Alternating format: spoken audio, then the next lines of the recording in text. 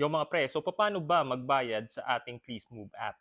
So, go to the app. So, meron tayong menu dyan sa taas. So, hamburger menu. And then, go to payments. So, yun, nandito na tayo. So, nandito na lahat ng instruction mo on how to pay sa ating Please Move app sa subscription niya. So, meron tayong 1 month, 2 months, and then 3 months. So, the first month is 399,750 at saka 3 months is 1,097.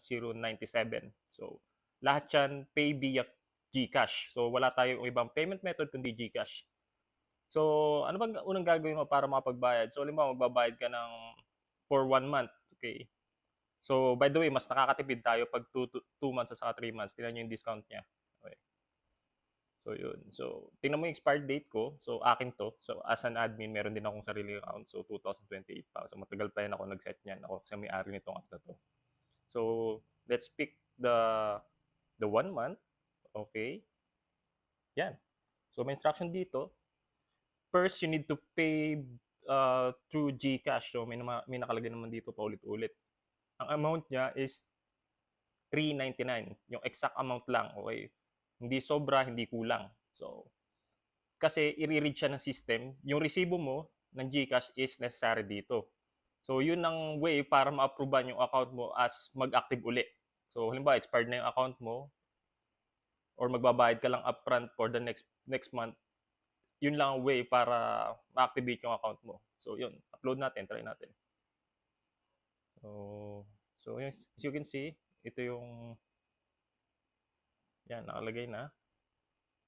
So, yung itsura, okay, yung itsura ng, para aware kayo sa resibo, okay. So, ito yung kalimitang binibigay ni GCash, i-download nyo to, okay. Yung screenshot, mag-work din siya, okay. Saka meron pang isa, ito, mismo sa app galing, nag-work din siya, screenshot to. So, yun lang kailangan natin. So, yun, upload the receipt. So, makikita mo. So, i-back muna natin, check natin. So, December, okay. So, magiging ano siya, January, supposedly. Okay. 2029. So, yun. Upload ulit natin. And then, upload receipt. So, done. Ayun na. Okay na.